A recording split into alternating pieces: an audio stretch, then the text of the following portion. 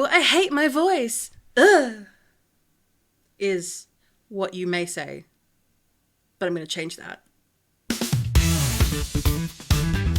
If you're tired of the old cookie-cutter marketing advice and want to take your personal brand to the next level with bold, actionable strategies that truly reflect you, you're in the right place. Let's untangle your marketing mayhem with Zoe, the video confidence coach, on the Unboring Your Brand podcast. Unboring Your Brand was recorded on Wadawurrung land.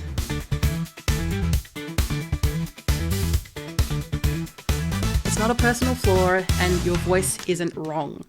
You'll find out more in this episode 75, Your Voice Isn't the Villain, where you'll find out why your video sounds weird in recordings and why it's just a weird thing that your brain does, and a practical plan and a simple set of instructions on how to not necessarily get your leg over it, because that's a sexual thing, but get your at least mind over it and help you expand your comfort zone so that recording doesn't seem like such a big feat. And if you caught this originally, please send me an email letting me know that you caught this on the original airing, and I'll send you a freebie.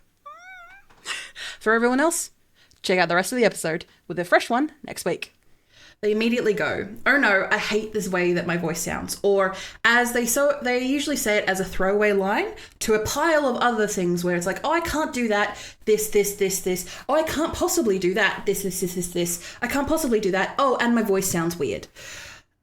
So you can imagine when that put in a pile with other things that usually people put up as barriers to their own marketing efforts, they put up to their own messaging, they put up to their essentially kneecapping themselves when it comes to marketing their brand.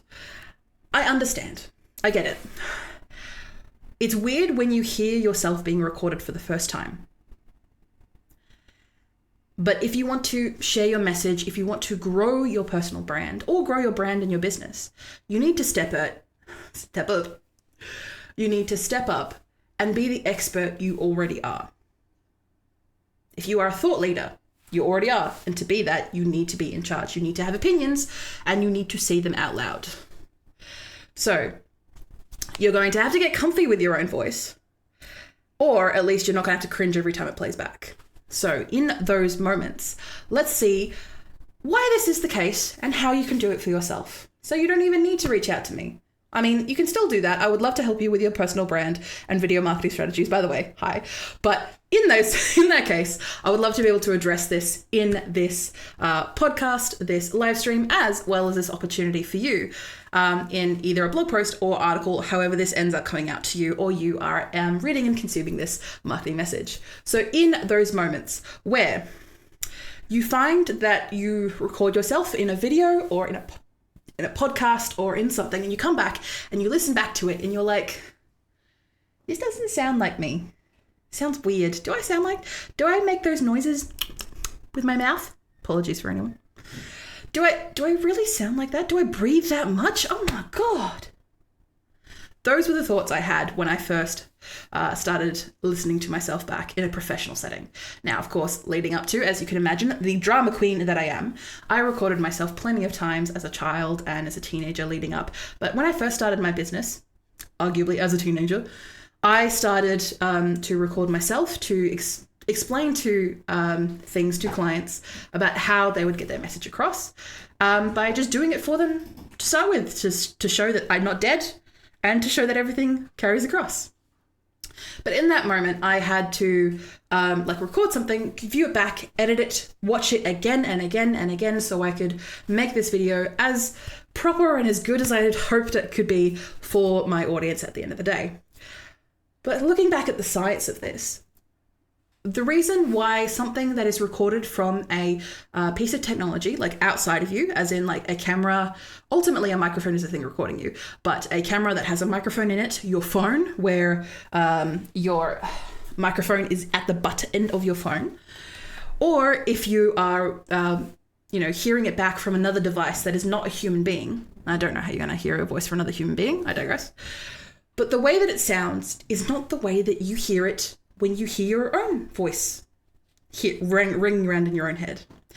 And that's exactly what's happening, is because the sound, when we're speaking it through our throats and through our mouths, is not coming out into the world and then circling back magically and coming back into our ears.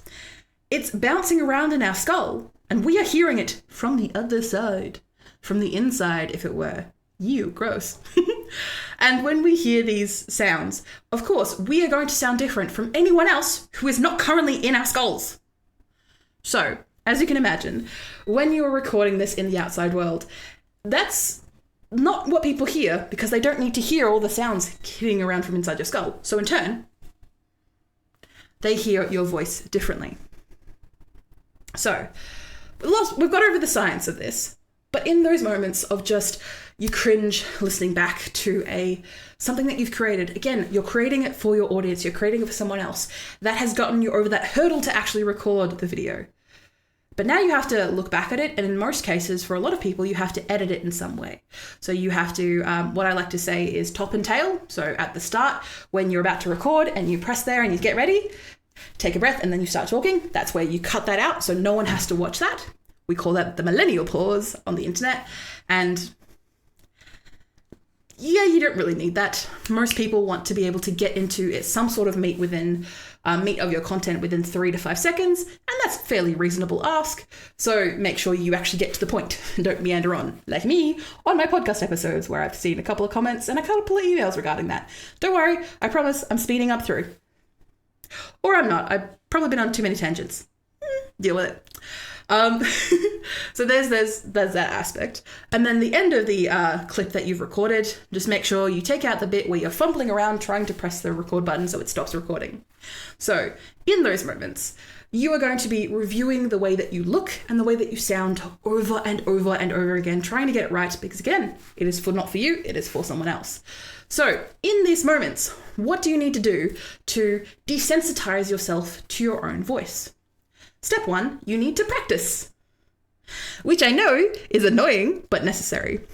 Yes, it may feel cringe at first, especially when you watch it back the first time. And I'm going to tell you now that if you show the video to any of your friends or your family or anyone, maybe a staff member who is in the business with you or anyone close to you, they are going to say, it's fine. It's you. And that's okay, because everyone has to start somewhere. The more you edit and listen to yourself, the less weird it gets, because you are desensitizing yourself to it. You are putting an awful lot of baggage on the recorded version of yourself. I'm going to tell you that you're putting an awful lot of baggage on that recorded version of yourself, especially if you don't see it as perfect. A lot of people I work with, that is the thing that gets them. It is not perfect. It's not perfectly done first time around. I'm going to tell you now, I've been doing this for over half of my life, and I'm still not perfect. Have fun with that. So again, desensitizing yourself just to the sound of your voice, but also desensitizing yourself not having everything perfect is a helpful tip that you will also be doing in the meantime. You'll start also noticing useful things as you start reviewing yourself and being able to separate yourself from the creature that you've recorded in a video or an audio format, to be able to kind of step back and go, all right, objectively, was my message clear? Was I rambling a bit too much? Did I say my message at the start and at the end? Did I say, I digress 47 times? That is a me thing. That is not necessarily a you thing. So I apologize. I digress. I say that way too often. I'm sorry. Step 2 is to break before you review. So a lot of people I work with, especially if you are in a TikTok or an algorithm, Instagram, or any social media kind of sense where you record within the app and then you're immediately shown, as soon as you stop recording, you're immediately thrown back into what you've been recorded or what you have recorded the first time. So you can start editing and posting it straight away because we need more content for the algorithms. I'm going to say, don't do that. If you recorded something within an app, just save it to your phone, put the phone down, and walk away and review it later. Put a reminder in your alarm clock or your calendar or something to review later, making sure that you take a break from either like a food break or a dog walk or a nap, just giving your brain space to separate yourself from what has been recorded.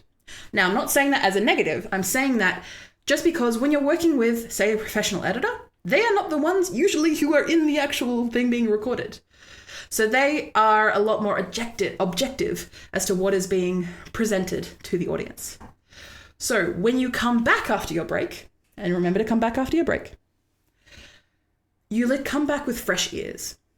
You become less emotionally attached because it was half an hour ago, a couple of hours ago, maybe in a couple of days. You would become more objective because that person, yes, is you, but yes, is you in the past. And you're able to slowly build up that tolerance to be able to look back at you from the recent past as another being that you can start critiquing and start utilizing in your own future content. So once you have reviewed and possibly edited out of this couple of the things where you maybe stumbled a bit too much, said I digress a couple of times, or topped and tailed, as I mentioned before, step 3 is to let someone else listen. So grab a mate, grab a business associate, grab a friend, a family member, maybe a staff member, or even your nan. It would be ultimately helpful to grab someone who is in your target market or someone who is a good reflection of the audience that you actually cater to, but we don't always have that. So in some moments, just grab whoever you have near, and chances they'll say yes, especially if it's your first couple of times doing it. Maybe it's the 100th time, probably not, but by then, hopefully you'll give enough confidence in yourself to practice doing it so then you can see what is right and what is wrong. And they said, and I'll tell you, 9 times out of 10, they'll say, you sound fine. What's wrong? That is what will happen. And they'll probably give you feedback. Great. Then you can tweak that in future performances. Not necessarily have to edit it perfect, the right one, but to give you a chance to give you that confidence to get going. And moving on to step 4 is comparing ultimately. So we've done the actual recording of it and checking in on it and giving someone else to have a look at it. We're up to step 4, which is comparing high focus recordings to casual ones. So no matter what you do and no matter what device that you film on or record yourself on, you are going to sound different versus when you are passionate to when you are laid back and chilling. This is going to come out in your breath. It's going to come out in your posture. It's going to come out in the energy that you bring to not just your words, but how you physically look and act on screen, or in some cases, like now, in the audio recording. It is all going to shift your tone.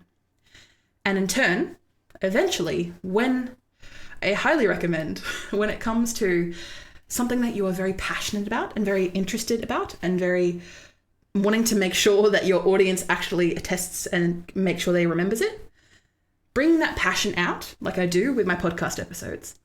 Hopefully you're not bored. The pros have trained themselves to hit that passionate mode on cue. And you can too, because you are doing ultimately this for someone else. So as you practice, you're able to bring that passion out in not just the words that you're saying, but the tonation that you're saying it to. Your voice and your message isn't just for you.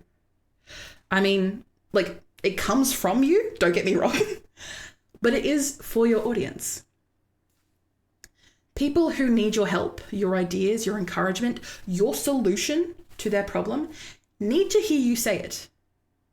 They need you to say it out loud, to actualize their swirling problems, their mayhem into a usually succinct message with your actual voice, not AI, not just something that you are manufacturing, your actual voice, to make them feel less alone,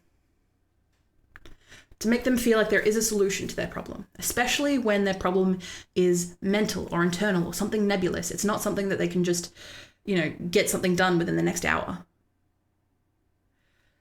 Your job is not to sound perfect. Your job is to be understood. And in turn, you need to be out there getting your message out there. So I know ultimately that your voice may sound cringe now, but as you practice, as you keep going, that will fade with time. And if it runs deep, like if the cringe does not stop and you've done it a handful of times, even after practicing and supporting and actually sticking to it, it might be time to have a chat with a therapist. I'm not being shameful. I'm saying genuinely, having a chat with a therapist, if it is something that you really want to achieve, but your own mental hurdles are holding yourself back, it's not shameful, it's smart. So go talk to someone about it. Recommending therapy. One thing I want to touch on before I end this episode is you would not ridicule a baby for falling over as they're learning to walk. So why be mean to your beginner self when you're learning to talk on mic? When you're learning to present your message? When you're learning to be on stage? When you're learning to be in front of the camera? Give yourself time. Give yourself grace. And remember, your message matters more than your discomfort. Your audience matters more than your discomfort. You've got this. And if you need, I'm right here to help you say it out loud. Thank you again for listening to the Unboring Your Brand podcast with your host, Zoe Wood, the video confidence coach, smashing your marketing mayhem with killer video strategies.